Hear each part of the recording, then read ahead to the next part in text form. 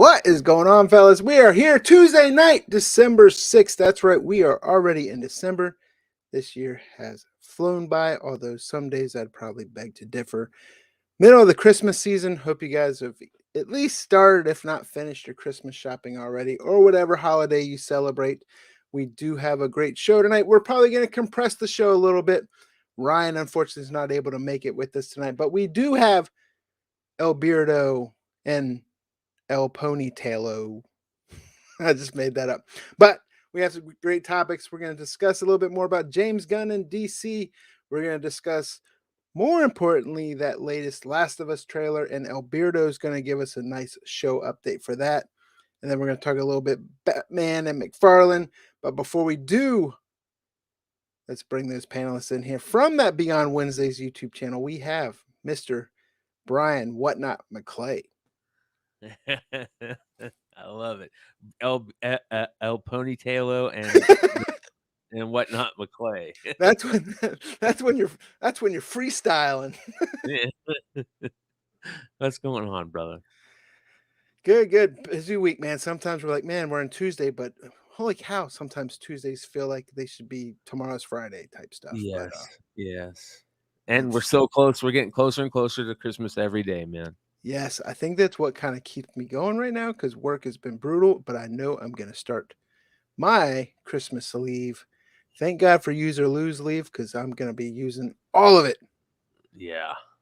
And nice. I'm even teasing my kids that I'm taking off before they even get off, those bastards. So I might get a chance to play my PlayStation before they do. But speaking of PlayStation, the guy that can't stop talking about Last of Us, and he's going to do so more tonight, we have El Beardo, Mr. Comic Man Andy. Make sure you guys are following him on Comic Man Andy's YouTube channel. Did I put some reverb? Up, guys? I don't know what some StreamYard did an update, and that's been kind of a thing that's been happening on some testing, and that's just one of those weird things. Like everything's muted here except for that, so that was kind of weird. Yeah, right. Just blame it. Say your dogs are barking. Oh, these dogs are, after all the work we've been talking about this week, and it's only Tuesday. Yeah, these dogs are definitely barking. I'm excited to be here. It's awesome. Engaging with the community again. In fact, you know what? Let's start this off. I want to do a little bit of a message really quick here. Is somebody contacted me over this week, and quote unquote, let me get it right here. I watch you, Brian, and the gang every week, and I love the show, and you all get me through this rough patch I'm in. That's a direct quote from somebody that views the show every week. So thank you to that individual. They know who they are. Thank you for reaching out and saying something. Love hearing from everybody in direct messages. But yeah, it's Tuesday. It's time to get pumped. Yeah, it's funny because we always come into the back room, and each one of us pop in looking like we just went freaking 15 rounds, and then we go live and we're all happy and jovial. And by the end of it, I can't fall asleep at night because I've gotten the resurgence. But love the channel, appreciate the message and the guy reaching out to you, because the community also helps us get through it, because no matter what times, burnout's a thing, man. It happens, and every now and then tend to doubt yourself, and it's like, man, I'm just tired. But whenever we get on and do start talking, it's definitely well worth it.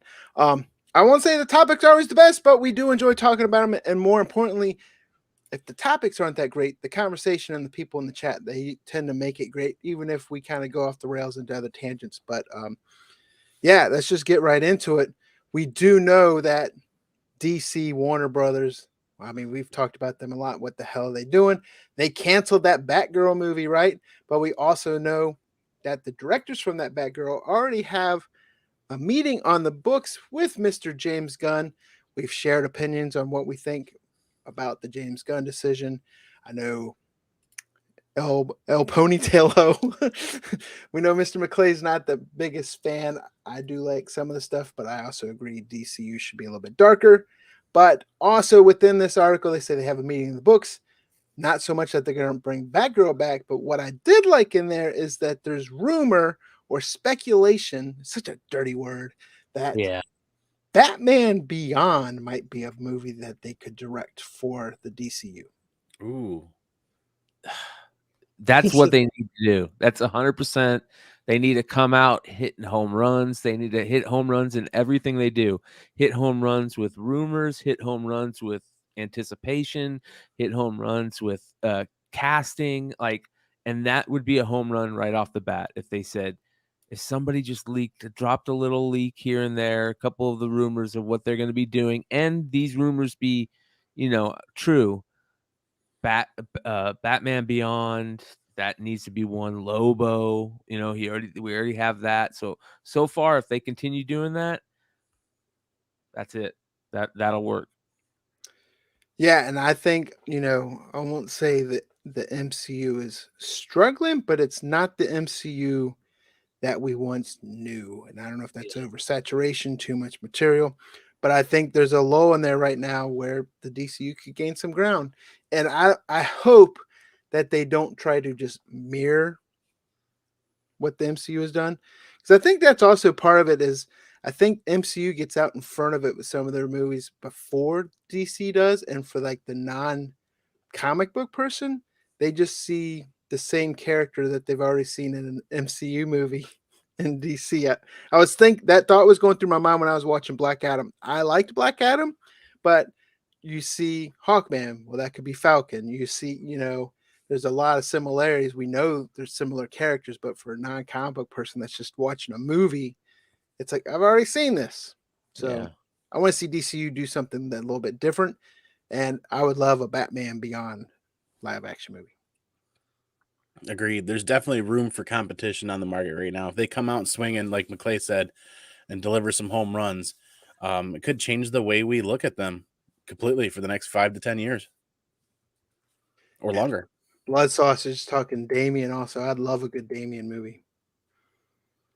Yeah, that would be, oh man, if they do a Damien thing, holy cow. It'd be tough for them to do that though, man. You know what I mean? I think that would be really tough for them to pull off. Maybe not. Maybe not. If DC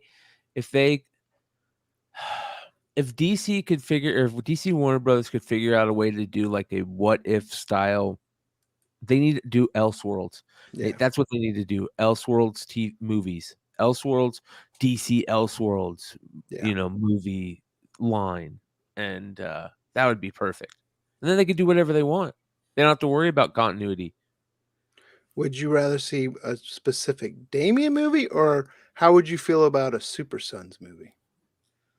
Super Sons movie would be great, but if we could see the Grant Morrison run of Batman and Robin, right. Oh man, that would be killer. Yes. Remember when Damien died? And that was the gotta get it. Damien dead. But so yeah, I'm super excited. What do you think? It's wrapped, it's in the can. Do you think this Batgirl movie ever sees the light of day? It should. Yeah. I don't know. It depends on how good it is. Maybe if maybe it's canned because it's fucking terrible. Yeah. You know what I mean? Yeah, maybe it's canned because it is really bad. And if that's the case, maybe it's a good thing. I like Cosmic One's comment too about Michael Keaton being the older Batman. Yeah, that would be great. I also saw unrelated, well, kind of related, is they're pushing up the release date for the Ezra Miller Flash. Do you think to get it in the theater, or hey, Ezra Miller hasn't been in trouble lately, let's get that damn thing out there?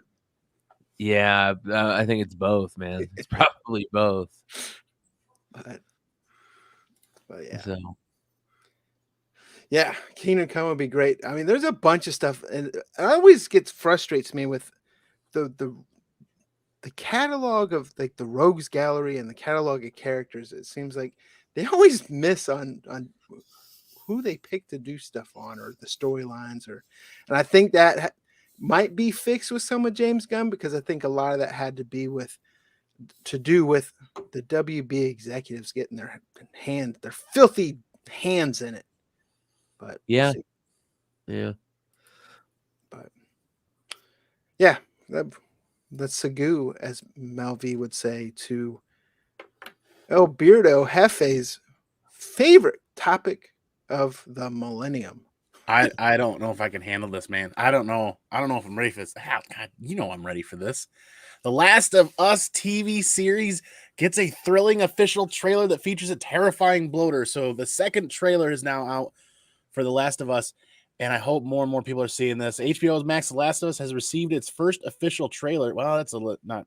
Thought they had one before that, but the best look yet at the adaptation of the PlayStation Classic, including looks at many of the characters from the game, plot details, and a terrifying bloater at the end. So I am goosebumps. I am nothing but see, I can't even talk straight. This is so exciting right now because this is literally when they say one of the best-selling PlayStation games. They're not lying. As far as PlayStation 3 games go, this is the third best-selling PlayStation 3 game of all time, and this is the number 10 best-selling PlayStation game of all time of all PlayStations out there. So it's obviously made an impact when it comes to video games making it to the screen or the streaming series, not quite movies, but whether it be movies or streaming series, this is the best-selling game out there that's going to hit the screen. Yeah. And I've been saying it for a while. I feel like this could awake a sleeping giant. There's many fans out there that don't know they're Last of Us fans yet. I'm excited. I'm excited for the game. I'm excited for you, Andy. And I love the game. I'm excited for the show, but then I have an ulterior motive because I want this to be successful. Because as happy as you are about Last of Us, I'm the same way for God of War. That's what I've been wanting for a while, and I know that that's coming to Amazon. But Last of Us is great, and I think you brought up a great point. I think just like in comics, we should start an awesome conspiracy right now between first official trailer and teaser trailer. We can do the same thing like cameo versus first appearance. We got the first teaser trailer, and here we have the first official trailer. Let's get it in the books. What's different? What's cameo and what's first appearance here? Yeah, I don't know. They do a great job sharing the cards. The most of this is coming out of Brazil, the Comic-Con or the convention they did at Brazil. Yeah, they had a lot of information coming out of that Brazil Comic-Con. Yep. So we got a lot of title cards or movie posters with looks for the characters, which was fantastic because there's some stuff that we didn't get to see before. And one of my favorite parts, this is the voice actor for Marlene in the game. Nice. If I'm not getting getting give a quick shout out to Skeff in the chat. Awesome, great guy. Make sure you guys checking him out. All over the place. I mean, the dude is just, I mean, he's like a Comic-Con, a self-moving Comic-Con right now. Yeah. Yes. Gabriel Iglesias is Tommy. Anna as Tess. This is just looking good. I was a little worried. I wanted to talk to Double O. Our brother Double O in the chat is also a massive Last of Us fan. And him and I were going to touch base on Nick Offerman's hair job in this poster. And thank God when we go and look at the trailer, it's just they must have just overdone the hair and over teased it for the poster. Because it's not that bad in the show and the clips, because that's looking pretty teased. Gary Coleman, Emmanuel Lewis, who's that? Sam, Mr. Woodard, Kevon. I'm not sure how to pronounce the VONN there, but as Sam, and then Murray Bartlett is Frank. So this is a very interesting thing for anybody that's played the game. Frank was a character in the game that you didn't get to see or play. I'm not going to spoil why, but we get an actual living, not artist, a living actor in this role. And this is an actual leading gay man in a gay man's role. It's another one of those topics that is very exciting coming out, that there's somebody actually, I had notes on this to remember because I was actually reading off of another website, but that's something for another show. And Lamar Johnson is Henry. Storm is Riley. Nico Parker is Sarah. Pedro Pascal, obviously, as it goes back around. But I want to pull up the trailer because this new trailer. Is he cool? What's that? I said Pedro Pascal. Is he cool? Is he cool? Mando Nick is Offerman in for the win. I agree. When you first saw that, I thought it was what's his name? Michael Shannon. Yeah. Oh yeah.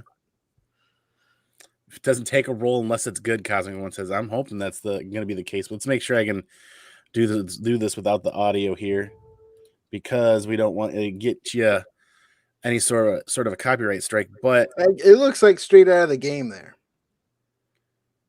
I had this on big screen a minute ago. We got to look at this. See, that's what happened when I test something beforehand and then I goof it up. Yeah, we're like going off. We got Alberto Trio. We got to see how that plays out. That's going to be pretty good. Neil Gaiman's in this movie. Ashley Johnson. That's the voice actor for Ellie in the video game series, because they had talked about them making cameo or having cameo roles in the series. There she is. What context it is, we don't know. There's some speculation that this could be Ellie's mother, and that could be Ellie being born at the beginning of the series. Oh, the baby? The baby's the voice actor? Yep, a little. No. Yeah, I see what you did there. But yeah, that's just missed it. Troy, the voice actor right here. This is Troy Baker, the voice actor for Joel in the series. That's pretty easy to pick out there for anybody that's played through the games and watched a lot of the material that they've released. I don't know. This is something you can pick away at this. I'm surprised more people aren't picking away at the trailer and reposting the Easter eggs in short YouTube videos online. I've seen a couple, but I'm surprised there haven't been more, because there's just a lot to find. There's a lot to dig through this one. Something that's a big part of it. So make sure if you get a chance to check that, check it out and hear that. It's very interesting. That's one of the things that when I first popped in that game, I've got surround sound set up for my PS5 or for down here for this TV. Like my skin would crawl. Something would sneak up behind you and you hear a couple of clicks and a pop. And they reproduce that noise in the environment in The Last of Us without there being a clicker or a bloater or anything. So sometimes you'll just hear something in the background and you'll immediately go into like flight or fight mode, and your skin will you'll get goosebumps and the hair will stand up and you're like, I can't describe it. You got to just play the game. Solo Wookie. If he ever makes a movie, he's going to literally hide 99. Yeah. There was also an article recently. There was a Naughty Dog untitled game they're talking about in development, and they were trying to guess on whether it was like a new Uncharted game or a new Last of Us game. I don't know if any more information has come out on that. It was a week or two ago. As much as I love Uncharted, it seems like grounded behind all the marketing and hype around Last of Us, we could see some type of Last of Us game. Only thing I hate about that is when they start teasing stuff like that, and then it's always like not so much of a new Last of Us game, but it's like a spinoff that's like half as good. Yeah. Well, hopefully Neil Druckmann won't pull that on us. I know that he did say after Part 2 released, what was that? 2020, wasn't it? Or was it 2021? So it's been a solid 2 years since Part 2's released. And I know Neil Druckmann, if I remember correctly, I'm paraphrasing heavily here, he was talking about a 5-year window before they even started like physically working on something. Well, if it's been 2 years, maybe that unannounced or untitled project might be them advancing that up a little bit and creating. Could be, because I think they announced that they're picking it off of like job announcements, like job ads. It only makes sense now, because then if they don't, they could find themselves in a catch-22 like R.R. Martin and Game of Thrones, where HBO is producing content before the story's even being written. Yeah. And Neil Druckmann doesn't want to be a part of that. I can tell that he doesn't want to drag out a series and make it wait 2, 3, 4 years for another season to drop, because they're still creating the story. And that's what's different is George R.R. Martin writing a book or a novel versus Neil Gaiman writing that book, novel / script, and then creating an entire video game around it. He's got 10 times the workload that George R.R. Martin does. So he's got that much more to get done before they can do another season of this, because right now the speculation and kind of like the working theory is that this whole first season could incorporate the entire first game plus the left behind downloadable content. So you're talking 10 hours, 10 episodes. We're going to try to patch the entire first game in there plus the downloadable content. That means you're looking at 2-episode story arcs. If you notice, if you look at IMDb, a lot of the actors are slotted for either 2 episodes or 4 episodes, unlike Pedro Pascal and Bella Ramsey, who are all 10 or something like that. All the episodes. A lot of the actors that are appearing in multiple episodes, Henry, Sam, they're both 2 episodes. So it's leading me to feel like we're going to see this in like 2-episode arcs. Every episode that drops is going to be kind of an arc. So maybe you can kind of break up the first part, getting, you're in Boston and then escaping Boston, getting to the capital. That could be 2, maybe 2.5, 3 episodes, basically. Because I think Anna's actually listed. She's one of the oddballs where she's listed for 3 episodes. So I'm still kind of trying to work that out. But God, it's going to be so good. Somebody's excited about something when they can name all that voice actors and everything else. No kidding. Like, I don't know my kid's name, but you know who that is? I can't wait. There's 14 people watching here live, and I've got enough solidified now to make the announcement that I'm just going to share this really quick while we're talking. Let me load up this picture really quick because this shouldn't take long. We've got there it is. We're actually going to be doing getting a couple people together for my channel at Comic Man Andy over on YouTube, and we are going to be doing a full-on Last of Us podcast / panel, live talking panel. I don't know whether to call it a podcast, a talk show, or a panel or some sort of broadcast. It's what? It's a broadcast. It's a broadcast. I like it. There's the Double O is going to be a part of it. Another individual that's an amazing podcaster is going to be a part of it, who's got a very storied and historied background in watching TVs and movies and reviewing them. I'm really excited because I've hung out with him quite a bit before in the past, but we are going to be doing a Monday night show on my channel where, we're going to watch the episodes Sunday night. We're going to get together for an hour to 2 hours Monday night, and we're going to talk about and break it down. And we're going to go for an episode or 2 before the series release so that we can do a lot of these working theories and kind of figure out how it's going to happen. What are they going to lead into the next season? What are our expectations of the actors in the series when it drops, and how's it all going to play out? Nice. I think that's smart. That's a good idea. It's a very good idea. I was playing my cards close to chest, and I wasn't going to say anything until right around Christmas, but I looked at the calendar. We're only 2 weeks away from Christmas. Yep. Ding, fries are done. Ding, fries are done. What do you got for us, McClay? You know me. One of my favorite things to collect is Creator First. I freaking love Creator First. And there was an article this week on CBR where they talk about a very early Creator First. Shout out to our boy Todd McFarlane, who is busy signing, I think, something like 3,200 of books at CGC right now. But CBR decided to do a nice little article talking about a tough to find comics magazine out there that McFarlane drew his very first ever Batman. Now, if you guys don't know, a lot of these magazines out there did this cool thing where you could, write in letters just like you could do in comic books, or you could send in art if, and they'll throw it in the back. And the Comics Journal number 84 is a super tough one to find because it has the very first ever Todd McFarlane Batman drawing in it. And shout out to Nick at Key Collector. He picked up on this. Somebody had sent him some information about, 6 months ago, maybe. And I've been looking for this book ever since. And one of the tough things about doing a market report weekly is you get to see books that you missed out on.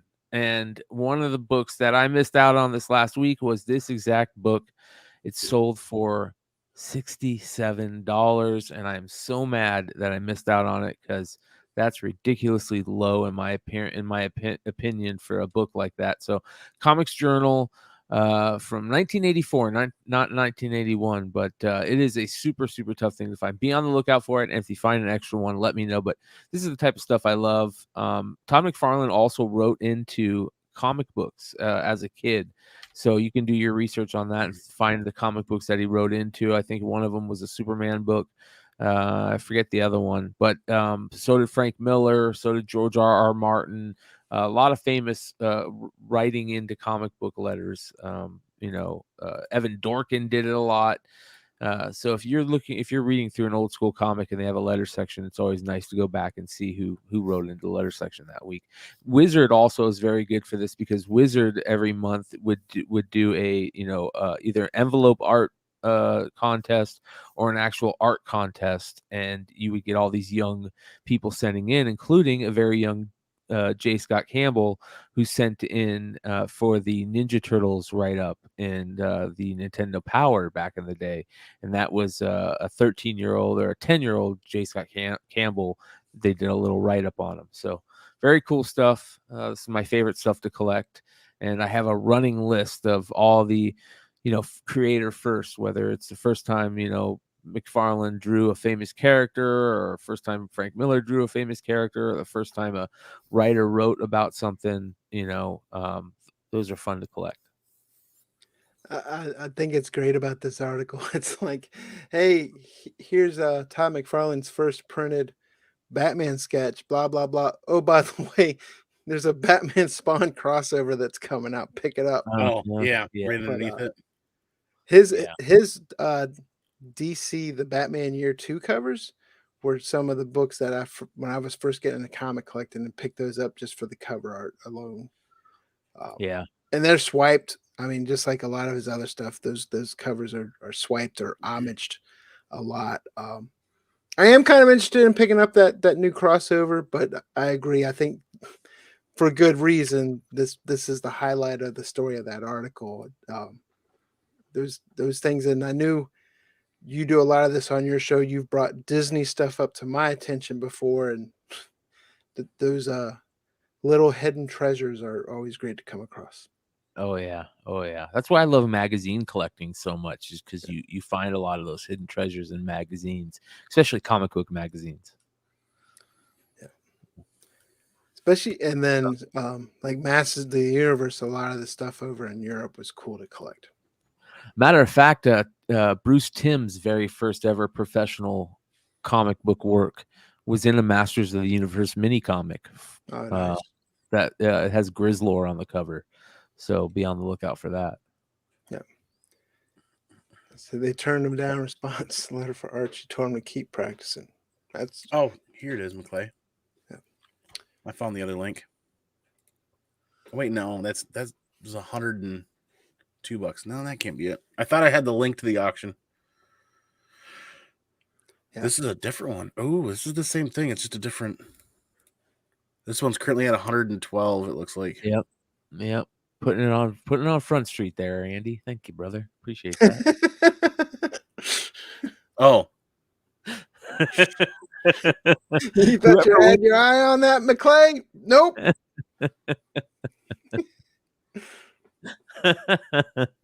Yeah, Brian, you can edit that out, right?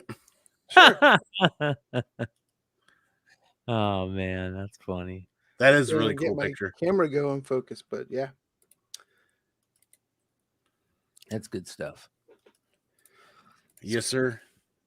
Maybe today. Yeah, let's not waste time. Brian's not here, so we're gonna go right into a new comic book day tomorrow. To me, it's not that heavy of a comic book. I have a couple picks, but it's mostly cover art picks.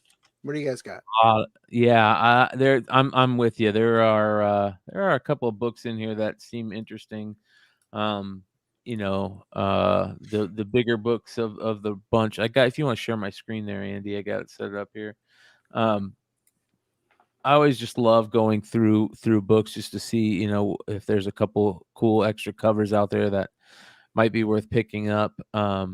I'm going to start doing an FOC type box on my website where I just pick 5 books that are on FOC that week, whether they're cover picks or interior gut stuff, and make them available to viewers and stuff over there. So it'll be a lot of fun finally getting back into the game, which basically the truth of it is we do it here every week, not with FOC, but with New Comic Week, where, we're kind of telling you guys, hey, these are cool picks, might be worth picking up. And a lot of them, unfortunately, are cover picks right now, just because doesn't feel like there's much going on in the comic world, with exciting writing and stuff like that. But Batman number 130 it will be coming out, the final chapter in the whole failsafe arc. So if people have been reading that whole failsafe arc and everything, there's a couple of good covers here and there. There's this Delato Batman. Look at that.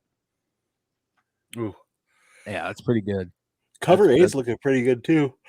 Yeah, so that's cover B. There's the 1 in 50 jock foil. And if you guys know the foil that they've been doing over there, have been really, really good with this like yellow goldish foil cover stuff and badass jock skyline. I would buy all of those, but every time I go in and look, my LCS knows me all too well. They're charging a premium for those gold foil DC books, like 70, 80, 90 bucks, whatever kind of the standard going rate for eBay is. They're not really giving any discount on those things. Yeah, and they're doing the Spawn month too, so they're putting all the Spawn books out. The I always butcher his name because I can't pronounce it right. It's like sure. But the top middle, Shaipen, I kill his name every time. So Shepin. Oh yeah, he's got a few DC covers out this week that are. Yeah, that one's not the best of them all, but I always like his work. I love the Batcave, dude. Anytime they show the Batcave on a cover, that's a comic collecting niche right there. People love picking up those things. So. The Miles Morales cover this week, the A cover is excellent. I think that's an excellent. That should have been a variant right there. There's a Momoko 1 in 200. Huge thanks to Kal-El for the $5 super chat. Oh yeah, what up, Kal-El? There's the Momoko Spider-Man, which is interesting. Yeah, and that's like sold out. Well, the incentive, right? Yeah, 1 in 200. There is a one Ghost Rider, man. There's the 1 in 25, which is I think Scorpion's a great character for how he looks and stuff, and that's a very interesting take on Scorpion there.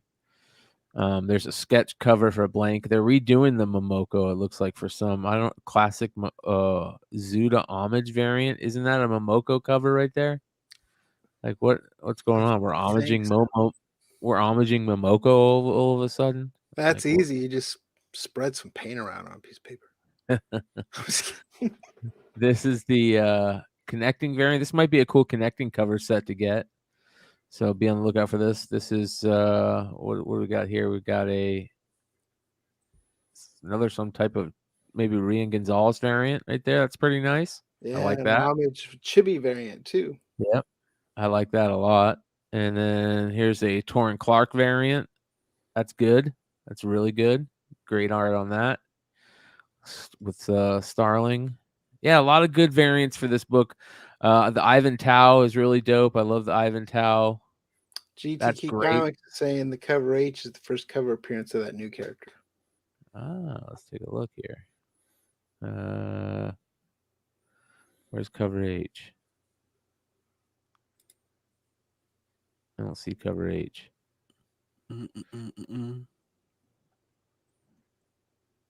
Maybe I'm just John Jiang. Wow, look at that one. That one's interesting. What's going on here? You crashed it. Trying to get Taylor Swift tickets, yo. Look at that. The sneakers. Wow. Is that a KRS? Yeah, right. Ooh, look at this one. The Mayhew. That might be a good Mayhew one. Yeah. That's a good Mayhew right there. Yeah, a lot of good covers for this. Ooh, look at this one. Terrible Momoko cover. There's 2 Momokos for this? Jesus, how many Momokos we got? And then there's this cat one. That's pretty good right there. I like that. That's a great one. So, cover buys. And then for me, this is a great cover buy right here. This Mad Magazine's awesome. Great cover buy right there. Great color. New Moon Girl Devil Dinosaur for those people that are like Mal. I hate dinosaurs that love dinosaurs. Yeah. Gargoyles coming out. Yeah, the Gargoyles. There's some great covers for that, but there's how Dynamite likes to do it. I like the video looking cover for Gargoyles. Yeah. They're also doing a facsimile reprint of the original #1 in, I think it's in the December previews, then it comes out January or February. Yeah, there's a Tony Fleece variant, of course, which looks great. That one's great right there. That one's beautiful. The lyrics variant. Yeah, that one in the middle right there. That Yeah. That one, and then the one down the. There's some great covers. Of course, you know what Dynamite likes to do also. It's like, hey, here's 4 covers, but we're gonna turn it into 25. Yeah, there's Yeah. a lot of covers coming for this one. This is Bird City Comics right here. I didn't know And the then- fandom was that strong. Yeah, bro. Remember huge. Jordan? There was rumor that Jordan Peele was gonna make a live action Gargoyles. Yeah, I remember that. That would have been so amazing. X-Men, Immortal X-Men's got a great Sinister. They're starting the Sinister run. I love Lockheed. So they're starting the Sinister stuff because Sinister War is coming in a great Quiet Council variant. Yep. For Mystique. So, what else? Let's see here. The Joker Man Who Stopped Laughing #3 Bermejo Christmas variant is freaking awesome in my opinion.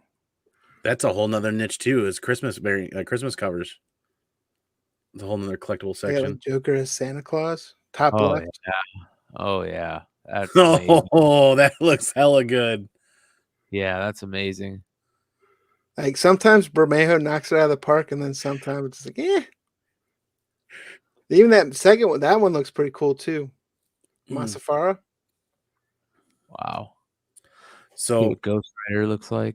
Oh, nice. yeah, this is my cover pick of the week right here. If you're a signature collector, this is a Momoko to get and get her to sign and get that graded. If you're a That's collector, Momoko. that is Peach Best Momoko. Momoko yet. Best Momoko yet. Yep.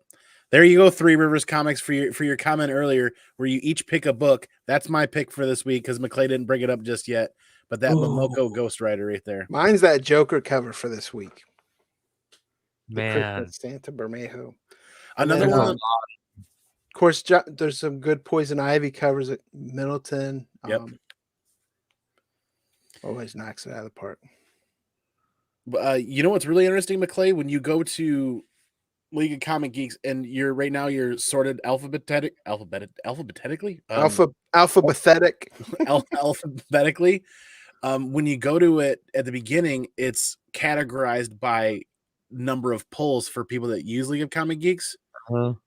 So if I'll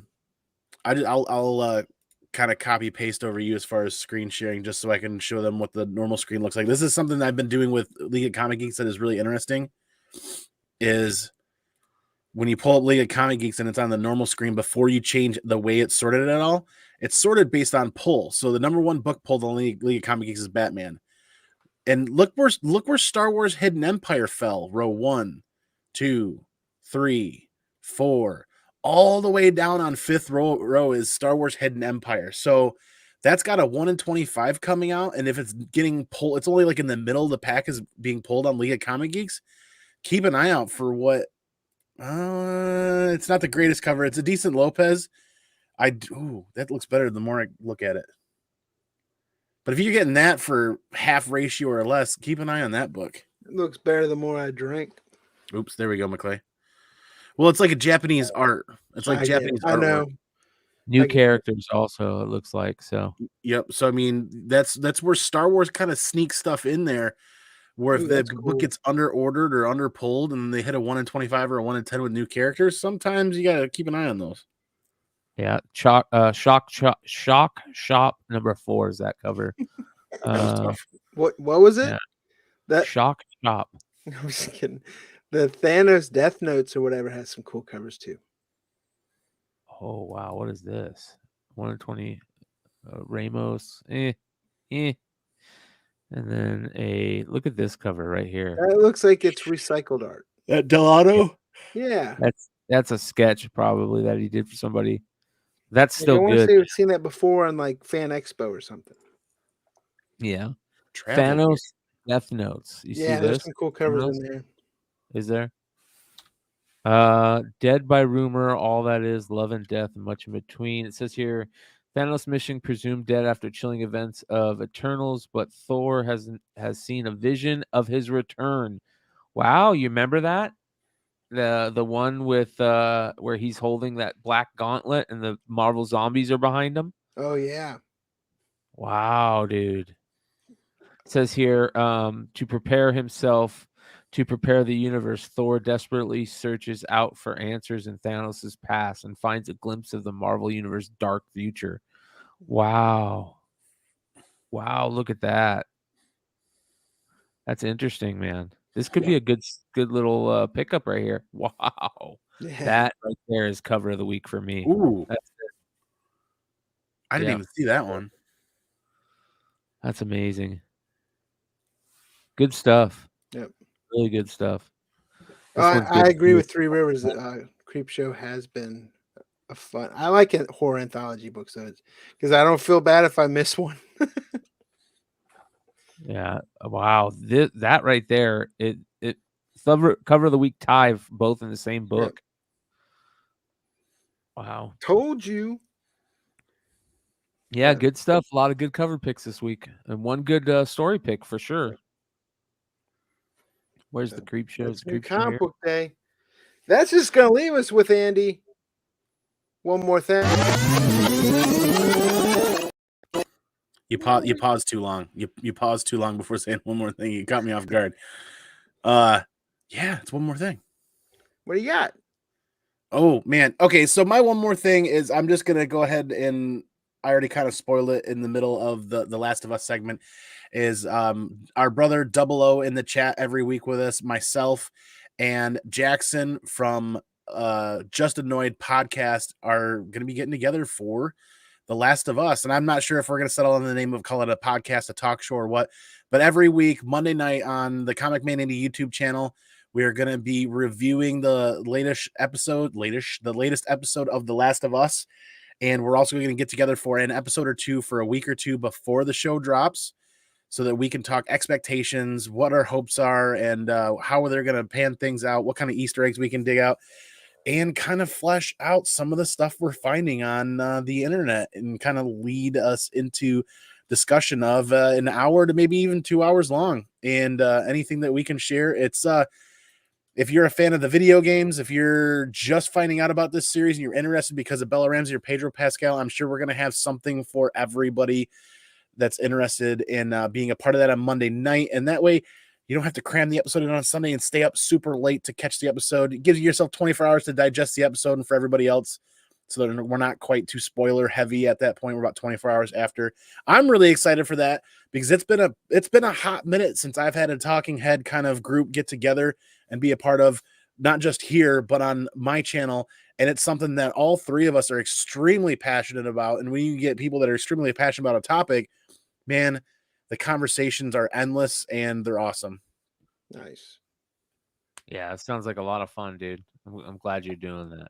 So, my one more thing is Saturday. I will be doing a sale for Cosmic Marvel, nothing but Cosmic Marvel stuff. Guardian of the Galaxy, Adam Warlock, Silver Surfer, Thanos, Galactus, just tons of fun cosmic stuff. And with Guardians of the Galaxy 3 coming, a lot of great spec plays in there also.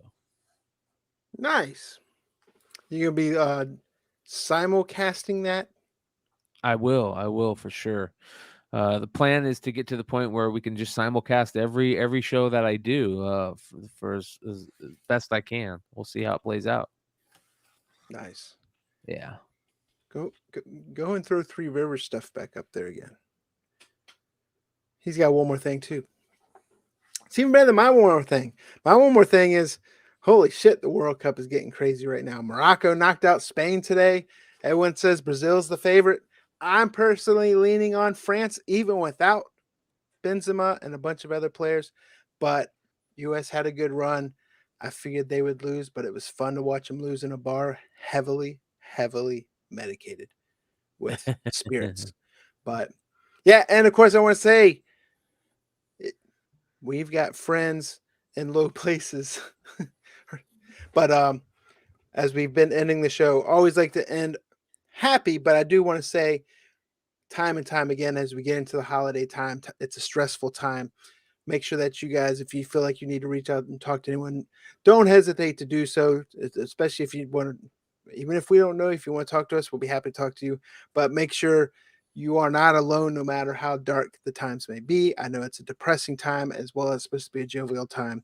So just let you guys know that no matter how dark it feels, someone out there cares about you and someone out there will talk to you. And I hope you guys will exercise that and reach out and speak to someone when you're feeling at your lowest. With that being said, to liven it back up again, we are 2 weeks away. December 20th will be our show closest to Christmas.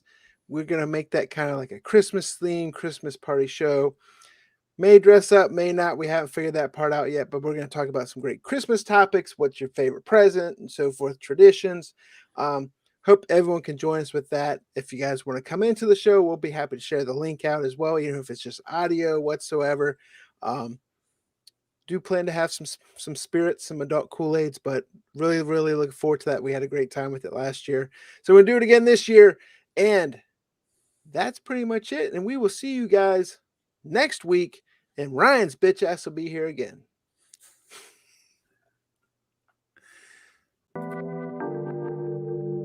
Look. They talking like they don't know a king when they see one. See him in person, he take it back like a refund. Ballin' with my brothers, all my playing D1. Daily checking chicken, he gon' spin it watching reruns. Say they real, but they clones of me.